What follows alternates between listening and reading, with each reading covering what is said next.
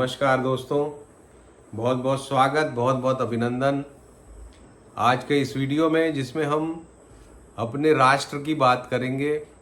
15 अगस्त 1947 को 00 hours per हमारा देश आज़ाद हुआ और हर वर्ष 15 अगस्त को जो कुंडली बनती है वो अगले एक वर्ष तक के लिए लागू रहती है और उसका निश्चित रूप से प्रभाव पड़ता है। ऐसा शास्त्रों में भी कहा गया है कि वर्ष कुंडली काफ़ी प्रभावी होती है। वीडियो में बहुत सारी महत्वपूर्ण बातें होंगी क्योंकि इस वर्ष चुनाव भी है, थोड़ा सा उसको भी मैं टच करूंगा, तो अंत तक इस वीडियो को देखिएगा। दोस्तों, वर्ष प्रवेश की जो कुंडली बन रही है 15 अगस्त 2023 की, वो तुला लग्न की कुंडली बन रही है। और जैसा कि आपको पता ही है कि तुला लग्न में अभी केतु विराजमान है, सप्तम भाव में राहु और गुरु हैं, पंचम भाव में शनिदेव हैं स्वग्रही। इसके अलावा दशम भाव में लग्न के मालिक शुक्र सूर्य और चंद्रमा के साथ बैठे हैं, लेकिन शुक्र अस्त है सूर्य से, और एकादश भाव में मंगल और बुध है। तो ये है वर्ष प्रवेश की कुंडली। और इस कुंडली का तात्पर्य क्या है दोस्तों? वर्ष कुंडली में मुंथा को भी देखा जाता है और मुंथा जो है वो 12वें भाव में है, यानी कि कन्या राशि में मुंथा की स्थिति वर्ष प्रवेश की कुंडली में है। तो अब आइए इसका एनालाइज करके मैं आपको बताता जाता हूं कि क्या फल आने वाला है इस वर्ष कुंडली का हमारे देश के परिप्रेक्ष्य में। सबसे पहला, लग्न में केतु। लग्न में केतु जो है दोस्तों, वो संघर्ष के बाद सफलता दिखाता है। जब भी गोचरवश या लग्न में केतु आते हैं तो काफ़ी संघर्ष कराते हैं, क्योंकि केतु जो है वो संघर्ष को कराने वाले ग्रह हैं। और इसका मतलब है राष्ट्र को इस एक वर्ष के समय में काफ़ी संघर्षकारी स्थितियों का सामना करना पड़ेगा। संघर्ष किस क्षेत्रों में होगा, ये आगे की कुंडली की विवेचना से हमको समझ में आ जाएगा। इसके पश्चात दूसरे भाव का स्वामी मंगल एकादश में है, तो ये स्थिति ठीक है। धन के मामले में परिस्थितियां कमोबेश ठीक बनी रहेंगी। हालांकि मुंथा का 12वें भाव में स्थिति मुंथा की लॉसेस को भी दिखाती है, तो लॉसेस भी होंगे, लेकिन धन की स्थिति को ठीक ठाक रखने में देश कामयाब रहेगा। तीसरे स्थान में गुरु की राशि, और गुरु जो है राहु के साथ है। इसका मतलब है काफ़ी पराक्रम इस वर्ष देश को करना पड़ेगा। और ये पराक्रम चूंकि सप्तम भाव से जुड़ा हुआ है, गुरु सप्तम भाव में बैठे हैं, तो पड़ोसी मुल्कों के साथ काफ़ी पराक्रम देश को करना पड़ेगा। वो युद्ध की परिस्थितियां भी बन सकती हैं, ऐसा ये कुंडली बता रही है। या फिर जो इन्फिल्ट्रेशन है पाकिस्तान से, चाइना से, उससे लड़ने की स्थिति भी हो सकती है। तो इन चीज़ों से देश को काफ़ी जूझना पड़ेगा, काफ़ी पराक्रम भी दिखाना पड़ेगा। चौथे भाव का स्वामी शनि 5वें भाव में एक तरह से राजयोग बना रहा है। इसका मतलब है कि जनता के लिए कुल मिला के परिस्थितियाँ थोड़ी अच्छी रहेंगी। पंचम भाव का स्वामी शनि स्वग्रही है, तो शिक्षा दीक्षा के कार्यों में राष्ट्र में अच्छा काम होगा। शेयर बाजार के लिए भी परिस्थितियां अनुकूल रहेंगी। 6वें भाव का स्वामी गुरु 7वें भाव में बैठा है। इसका तात्पर्य पुनः वही है कि शत्रु जो है वो घात लगाया हुआ है और कभी भी वो आक्रमण कर सकता है, और देश को बहुत सजग रहने की ज़रूरत है। किसी युद्ध की परिस्थितियों का निर्माण या झड़प का निर्माण हो, ये निश्चित रूप से मुझे दिखाई देता है। सप्तम भाव जो कि पड़ोसी मुल्कों का है, वहाँ पर राहु और गुरु हैं, जिसका फल मैं बता चुका हूँ गुरु का।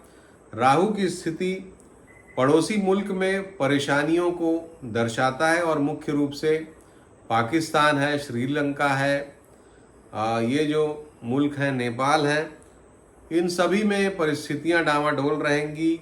टूटन की स्थिति भी आ सकती है, किसी देश में टूटन की स्थिति भी बन सकती है इस 1 वर्ष के कार्यकाल में।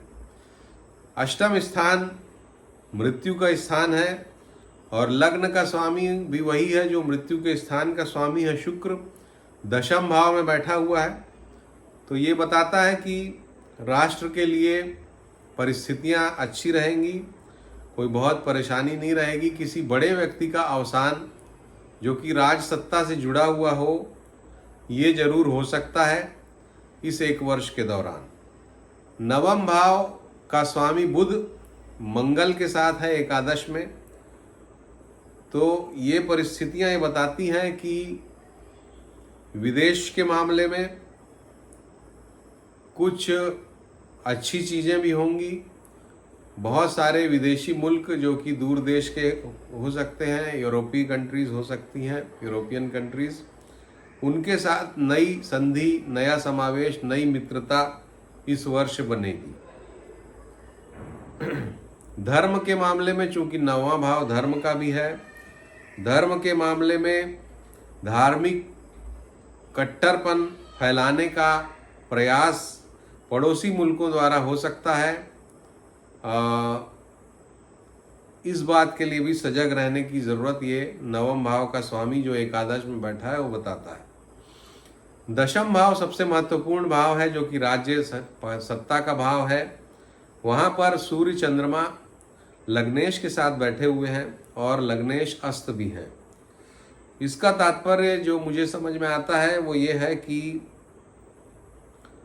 राज सत्ता को कुछ कष्टों का सामना करना पड़ेगा, लेकिन राज सत्ता ये कष्ट शारीरिक होंगे और राज सत्ता जो है पूर्ण रूप से बाकी मामलों में एक कंफर्टेबल पोजीशन पर मुझे दिखाई देती है। इसके पश्चात एकादश भाव का मैं फल आपको बता चुका हूँ। मित्रता बढ़ेगी दुनिया के कई दूसरे मुल्कों से। द्वादश भाव का स्वामी बुध है जो कि एकादश में बैठा है, जो कि ये बता रहा है कि विदेश व्यापार बढ़ेगा, विदेश से व्यापार की परिस्थितियां बढ़ेंगी। तो कुल मिला के जो ये जो कुंडली है, अगर मुंथा की स्थिति को छोड़ दें जो कि 12वें भाव में है, तो बाकी परिस्थितियां अच्छी हैं। 12वें भाव की मुंथा जो होती है वो अड़चन पैदा करती है, परेशानी पैदा करती है, धन के मामले में रुकावटें पैदा करती है, धन का नुकसान पैदा करती है, हमारी संपत्ति को कोई हड़प ले, इस तरह की परिस्थिति भी पैदा करती है। तो इसलिए पड़ोसी मुल्कों से, विशेषकर चीन से बहुत ज़्यादा संभल कर रहने की ज़रूरत इस 1 वर्ष के कार्यकाल में होगी। अब आइए देश की जो कुंडली है, मूल कुंडली जो कि वृषभ लग्न की है, स्वतंत्रता की कुंडली, उसके आधार पर अगर हम देखें तो दशा जो देश की चल रही है वो चंद्रमा में शुक्र की दशा जुलाई 2023 से शुरू हुई है और जो कि 2025 तक चलेगी, मार्च तक।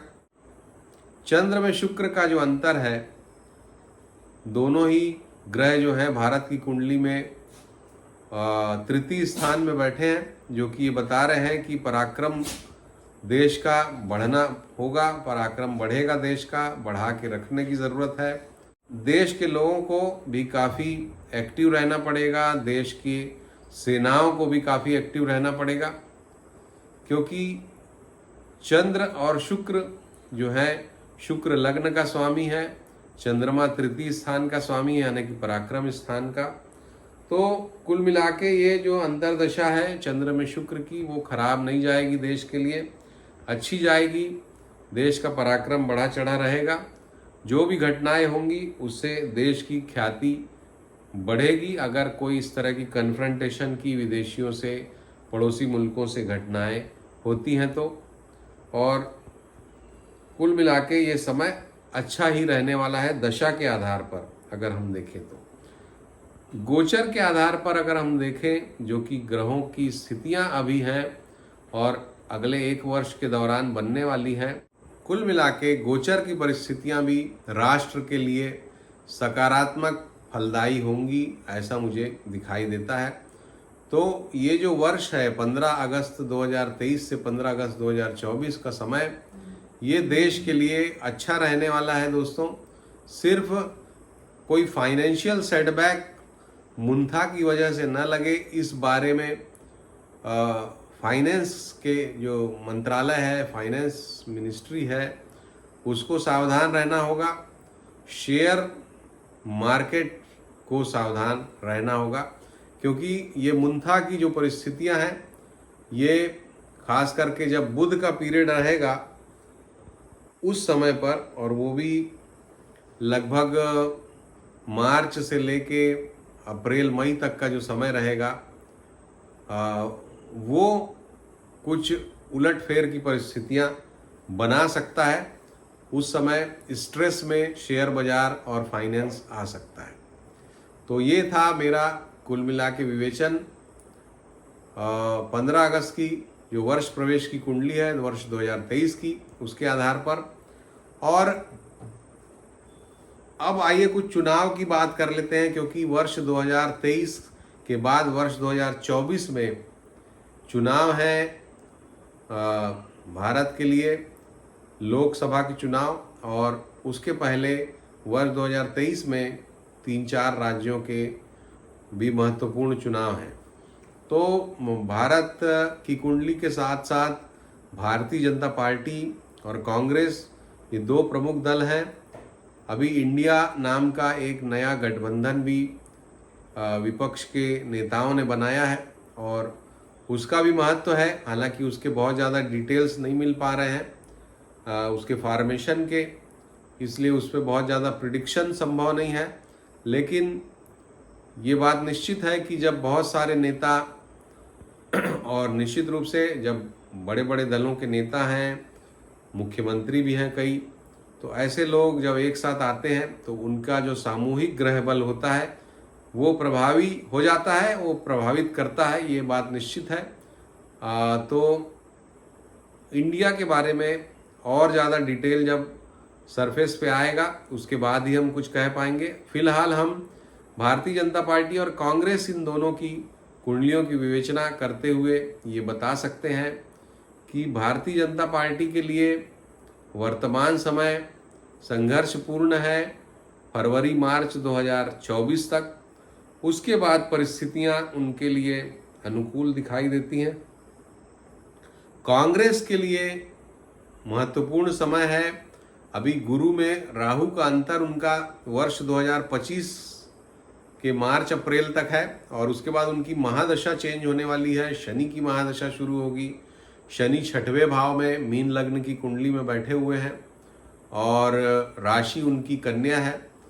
तो शनि की दशा भी उनके लिए अच्छी जाएगी। कहा जाता है कि 6वां शनि जो है वो बहुत ही प्रभावी हो जाता है, क्योंकि उसकी दृष्टि, 6वें शनि की जो दृष्टि है, जो 3 दृष्टियां होती हैं शनि की, 3, 7 और 10, तो वो अगर आप देखें तो तीनों जो खराब घर भाव हैं उस पे शनि की दृष्टि पड़ती है, और एक खराब भाव में वो स्वयं बैठते हैं। तो इस प्रकार नेगेटिविटी को ख़त्म करते हैं शनि जब उनकी दशा शुरू होती है। तो 2025 से हालांकि कांग्रेस के लिए शनि की दशा शुरू हो रही है, और 2025 के अप्रैल मई के महीने से, उसके पहले ही चुनाव हैं। और हालांकि हमने पहले भी प्रेडिक्ट किया था, और बहुत सारे लोगों ने उस पर कुछ नेगेटिवली भी रिएक्ट किया था, जब हमने दो साल पहले, लगभग 1.5-2 साल पहले राहुल गांधी के लिए अच्छा समय आने की बात की थी, कांग्रेस का समय सुधरने की बात की थी। तब हमारे बहुत सारे मित्र जो हैं उन्होंने बहुत ही नेगेटिव कमेंट्स किए थे। अब शायद वो रियलाइज़ कर रहे होंगे, जब राहुल गांधी ने पद यात्रा की, और उसके लिए भी हमने बताया था कि वो सफल रहेगी, और वो काफ़ी सफल रही। और उसके बाद आप देखिए पिछले 2 वर्षों में राहुल गांधी की इमेज में भी काफ़ी सुधार हुआ है, कांग्रेस की इमेज में भी काफ़ी सुधार हुआ है। उसको एक अध्यक्ष भी मिल गया, और इस तरह से ग्रह अपना काम करते हैं, और हम लोग तो ग्रहों को देख के ही अपना प्रेडिक्शन करते हैं। तो मेरा ये मानना है कि वर्ष पहले भी मैंने बताया है कि वर्ष 2024 फरवरी के बाद बीजेपी अच्छा करेगी, लेकिन तब तक जो भी स्टेट में इलेक्शंस होंगे उसमें कांग्रेस के लिए एक एज बनता है। और अब इसका चुनाव परिणामों से आप लोग सीधे अंदाज़ा मत निकाला कीजिए।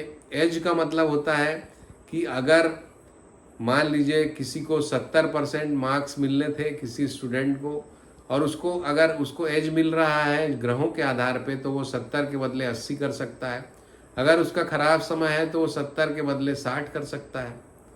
अगर किसी कमज़ोर स्टूडेंट का 50% है और उसको अगर पॉजिटिव मिलता है तो उसको 60 मिल सकता है, अगर पॉजिटिव एज है उसकी तो इस तरह से आप उसका एनालिसिस कीजिए, क्योंकि ज्योतिष जो होती है देश काल और परिस्थिति के आधार पर चलती है। अभी जब हम देख रहे हैं कि भारतीय जनता पार्टी का अपर हैंड है और जो भी सर्वे वगैरह होते हैं उनमें उनकी स्थिति अच्छी आती है, तो अगर उनका खराब समय है तो वो उस हिसाब से खराब होगा तो थोड़ा कम होगा। कांग्रेस की स्थिति थोड़ी कमज़ोर है, उनका अगर अच्छा समय होगा तो उससे थोड़ा बेहतर होगा। तो 3-4 स्टेट में मान लीजिए चुनाव हो रहा है तो हो सकता है कि 2-2 करके दोनों जीत जाएं। बीजेपी का खराब है, इसका मतलब ये नहीं है कि बीजेपी चारों हार जाएगी। तो इस तरह से आप उसको समझिए चीज़ों को, मेरा ये मानना है। तो आशा है कि आपको ये वीडियो पसंद आया होगा, समझ में भी आया होगा। अभी के लिए इतना ही। अपना ध्यान रखिए। नमस्कार।